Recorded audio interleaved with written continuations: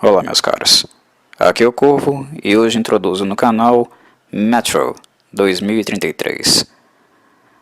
Muitas pessoas conhecem Metro com certeza do mundo dos games, que nos últimos tópicos eu tenho dado um pouco mais de atenção a isso, né? Ou games que viram livros, ou livros que se tornam games. Mas como o Metro é muito voltado para o público que gosta de FPS, gosta de shooters, e ele não é tão popular assim como algumas franquias mais renomadas, né, como Call of Duty, Doom, né, ou Wolfenstein, né, só para citar algumas, né, Fallout. Então Metro é, digamos, radar mais baixo, né, é apenas pessoas que realmente gostam do gênero shooter acabam chegando e jogando Metro. O que é uma pena, porque Metro sempre foi um game muito bom, né? Recentemente tivemos um novo, o qual eu ainda não tive a oportunidade de experimentar, mas eu comprei um bundle há alguns anos atrás com os primeiros games. E de fato, Metro é uma excelente adaptação e um FPS bem legal de jogar. Mas pouca gente sabe que Metro veio da literatura, que Metro é baseado em livro. Metro é literatura russa, do autor Dmitry Glukhovsky. E, por mais incrível que pareça, o fato de dele ter virado um shooter nos games e jogarmos Metro e acompanhamos a história, e como é típico dos shooters, essas histórias serem lineares e não terem muita profundidade, quando você vai em contato com a obra original, com a escrita do Dmitry, é impressionante como um game nesse molde, digamos que se tornou comercializável, popular por causa de um shooter, ser tão denso, tão interessante e cuja narrativa é tão cheia de elementos, é tão cheio de nuances, que é uma leitura que te prende, que te faz ficar muito tempo lendo, tal grau de naturalidade, de fluência que o Dmitry tem na escrita dele. E é interessante também porque o fato de ser uma obra do leste europeu deixa de lado, abandona alguns clichês que são muito comuns e recorrentes em obras mais ocidentais.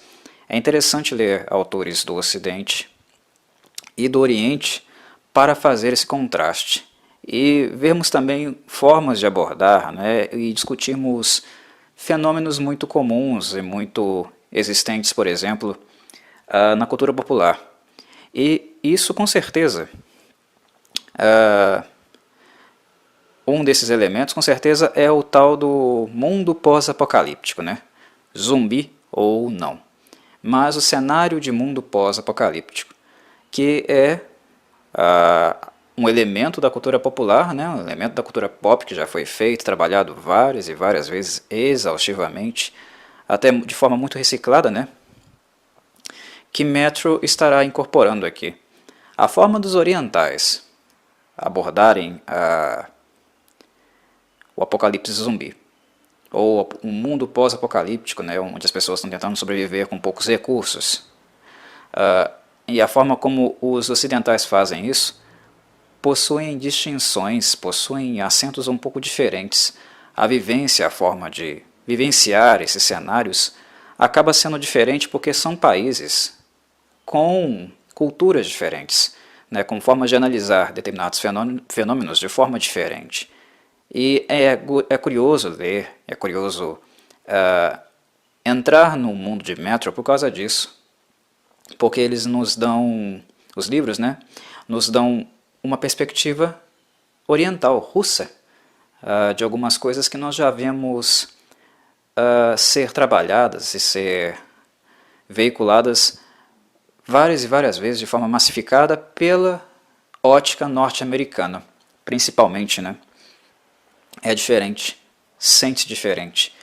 E Metro 2033, ele faz questão de ser isso o tempo inteiro. Uma abordagem de um cenário pós-apocalíptico com um viés, com uma leitura, com uma transparência de elementos culturais russos. É uma obra que se orgulha de ser russa. E é uma obra também militar. Mas o que digamos que é Metro 2033? Eu nomeei como um cenário pós-apocalíptico no meio de Moscou. E é bem isso. É ali onde tudo acontece, onde tudo se desenvolve.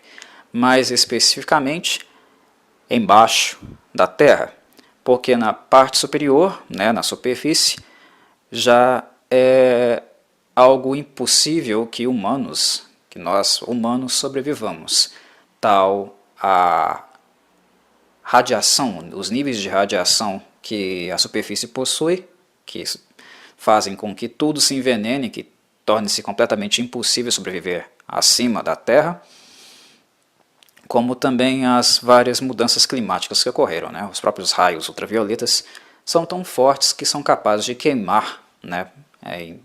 Em questão de minutos ou poucas horas, o corpo humano com queimaduras realmente muito profundas, né? De segundo, terceiro grau. Então é possível viver em cima. E o nome do livro e do próprio game é Metro, porque a história acontece com os sobreviventes, as colônias sobreviventes humanas, justamente abaixo da terra, nos túneis, onde se localiza um sistema de metrô de Moscou. Então, esse é o motivo básico do game se chamar assim. E aí entra todas aquelas nuances que são esperadas num game pós-apocalíptico. Claro, nós temos a personagem principal, que é a personagem que será os nossos olhos, nosso guia durante a história, né? Que nos apresentará outros personagens também, mas o protagonista aqui no caso é Artyom, né? Para quem jogou já conhece, não precisa muito de introduções. Mas Artyom é um personagem que nós já conhecemos adulto, ele já vive muito tempo nos sistemas de metrô, mas que nessa leitura aqui em questão, né, nesse recorte que eu fiz para introduzir Metro para vocês, nós temos acesso à história prévia de Artyom, né, que ele vivia numa comunidade abaixo da terra, nos sistemas de metrôs, e que em algum momento a comunidade dele foi atacada por um grande enxame de ratos. Algo que eu não havia mencionado ainda, mas menciono agora, é o fato de que os humanos não podem viver na superfície mais, mas muitas criaturas acabaram ficando na superfície. É claro que a grande maioria delas morreu, mas algumas sofreram mutações em virtude da radiação.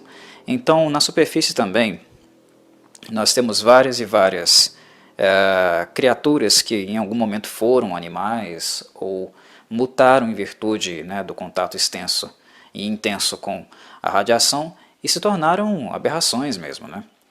E os ratos foram uma dessas questões. Lá em cima não tem muito recurso. Pouco sobrou para que muitos dos animais afetados pela radiação sobrevivessem, né?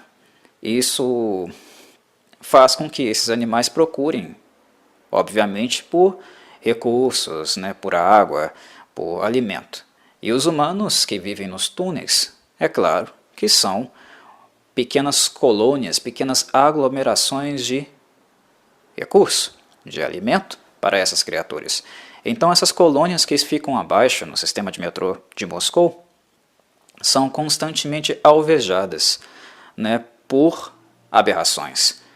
E o Artyom, quando era pequeno, quando ele tinha 5 anos, a colônia dele foi atacada. Ele vivia com a mãe nessa colônia, ele já não tinha mais contato com o pai. E a colônia dele é atacada, né? Um enxame de ratos, e quando a gente fala de enxame, é centenas de ratos atacando uma colônia, né? Eles entraram na colônia, começaram a comer mortos, vivos e tudo que estava pela frente, e o Artyom é um sobrevivente desse ataque. O sistema de Metro é dividido em várias colônias ali embaixo. E essa colônia dele acabou fugindo em direção a uma outra, que inclusive ajudou a expurgar o ataque. Mas isso é um pouco o que nos é apresentado ao passado de Artyom. E desde então ele se tornou órfão, né? A mãe dele também morreu. Ele vive com um outro personagem que ajudou ele a sobreviver e cuidou dele durante bastante tempo. E ele vive hoje também como um soldado, alguém que ajuda na segurança da estação, da colônia que ele vive. Vocês devem estar se perguntando como os humanos sobrevivem lá embaixo, né? É claro que eles precisam se readaptar e criar fontes de algum tipo de desenvolvimento sustentável ali, né? Então, produção de cogumelos, né, visto que cogumelos existem espécies que não precisam de luz, né, para crescer e se reproduzirem, a criação de animais, né, aves e porcos, água passou a ser um elemento fundamental e extremamente caro também, né, porque é muito difícil ter estoque de água, principalmente de água não envenenada pela radiação. Então as pessoas tiveram que se adaptar ali, desenvolver suas próprias fontes de sustentabilidade, né? O que acabou criando também um certo mercado interno entre as colônias em Metro, né? Porque, querendo ou não, todas elas estão sempre em um momento de crise, digamos assim, né? Às vezes uma tem um tipo de recurso que a outra não tem e precisa, e vice-versa. E elas não estão necessariamente interligadas, mas mantêm um contato, porque transitar em Metro é complicado, porque existem muitas criaturas, né, os pretos ou negros, que já invadiram o sistema, né, já invadiram os dutos. Então viajar por Metro não é muito fácil, não, é sempre arriscado, é sempre colocar a vida, né, o pescoço, na linha de frente. E um outro aspecto também é que a distância entre as colônias não é algo muito perto também, né? Então acabou que a própria raça humana ficou muito fragmentada abaixo da Terra, nos dutos de Metro, o que acabou criando colônias diferentes. Uma parte interessante do primeiro tópico, né, do primeiro capítulo de Metro, é justamente a abordagem histórica que se faz quando o cataclisma, né, as coisas realmente desabaram no mundo humano. Muitos políticos, muitas autoridades tentaram dar continuidade, né, às políticas internas e externas que se faziam no mundo naquela época.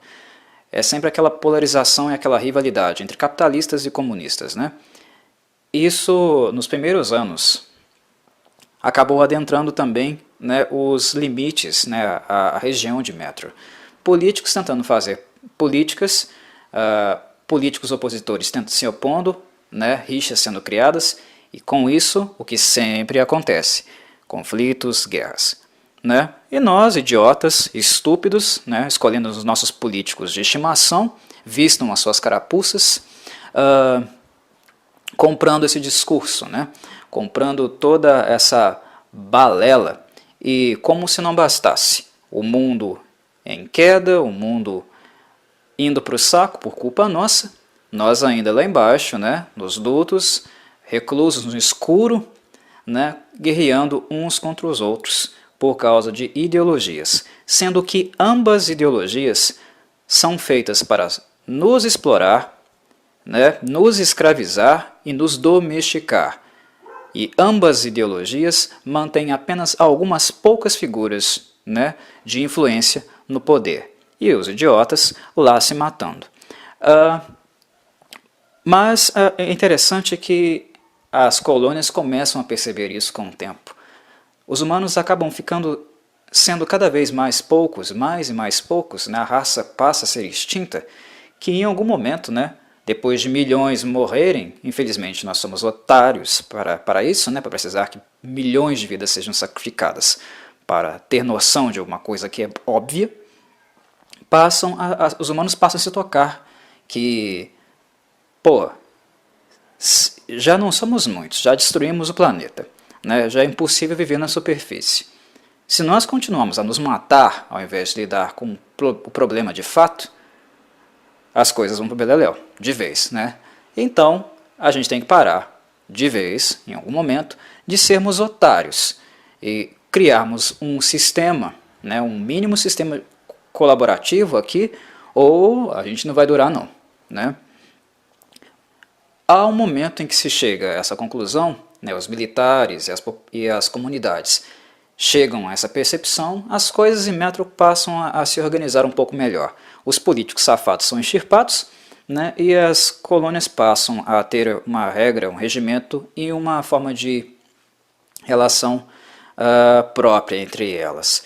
Não que não exista mais corrupção, sempre vai haver corrupção porque o modelo em que essas pessoas foram educadas, cresceram, a forma de mundo que elas enxergam e a única que elas conseguem enxergar é uma forma individualista, onde uma pessoa quer se dar bem às custas da outra, né? O individualismo, a ganância, gente querendo melhorar de vida às custas dos outros. Então, mesmo que haja colaboração entre as colônias de Metro, haverá ainda pessoas assim, né? Então isso acontece através de mercadores, né? Gente tentando se dar bem uma em cima da outra, e principalmente num ambiente onde os recursos são muito escassos, né? A barbárie, o pior que existe no ser humano, tende a aparecer, né, a surgir com ainda mais ímpeto. Então Metro é uma obra, é um texto que é muito voltado para a barbárie. E uma das coisas que eu gosto em Metro é que, embora seja um livro de caráter pós-apocalíptico e com tendências à abordagem militar, né, à guerra, seja entre humanos ou contra os monstros, né, Metro reproduz de maneira bastante enfática o que é estar nessa situação. Tem muito livro, tem muita obra que parece que é tipo um Rambo, assim, né? Não que o livro do Rambo seja ruim. O livro Rambo é bom. Inclusive, o primeiro filme, Rambo, é excelente. Depois ficou uma merda, minha opinião, tá? Não tô nem aí se vocês discordarem de mim. Quem leu o livro e quem viu o primeiro filme sabe que Rambo era uma obra muito dramática. Era uma obra sobre transtorno pós-traumático. Era uma obra que refletia o mal da guerra, o mal do conflito em um soldado. Era uma obra humanizada, era uma obra crítica, cara. Rambo é rico por causa disso. Destruíram Rambo, na minha opinião. E o que eu gosto em literatura, e literatura que aborde a guerra e aborde essas temáticas, é realmente perceber esse lado humano, né? O quanto ele é afetado e o que é viver nesse cenário, nessa pressão, né? Nessas condições. A obra é crítica e Metro não coloca lá um monte de soldadinhos felizes e corajosos que vão dar tiro nas criaturazinhas. Não, não, não, não. Pelo contrário, em Metro todo mundo está com medo, todo mundo está sob pressão, né? Eles estão mijando nas calças, porque a coisa é feia. Há crianças, mulheres ali, né? Idosos, gente na pior mesmo. Então todo o terror que é necessário representar, expressar, toda a tristeza, toda a sensação de lástima e miséria, o autor, o Dmitri, insere na obra. Ele não romantiza nada, né? As coisas são feias e elas não precisam de floreio, elas precisam ser relatadas e demonstradas como elas realmente são, né?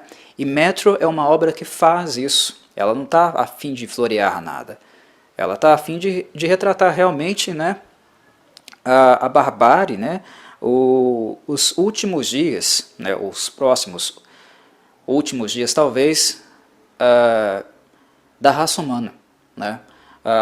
Ela retrata a fronteira entre a nossa história e o ponto onde nós seremos possivelmente extintos, e toda a dramaticidade, toda a condição indigna que as pessoas estão vivendo ali.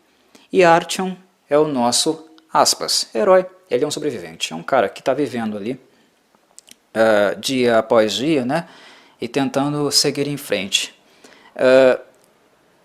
Nós temos esse contato, nós temos essa percepção em Metro numa forma de escrita do Dmitri que ela é muito, eu diria, cotidiana. Dmitri narra Metro cotidianamente.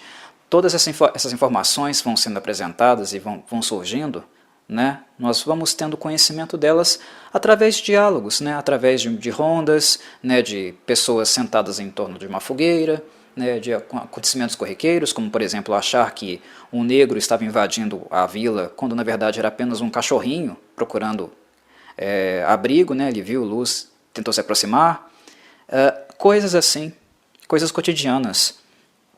É um estilo bem interessante, né, e bem rico, que torna o livro de Dmitri muito, muito melhor que os games de Metro.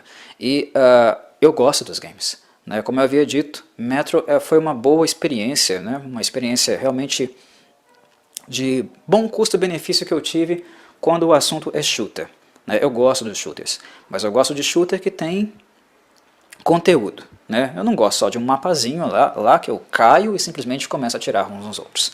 Eu gosto de história, eu gosto de narrativa, e não à toa o canal tem essa abordagem, tem esse acento, né, em história, em conteúdo.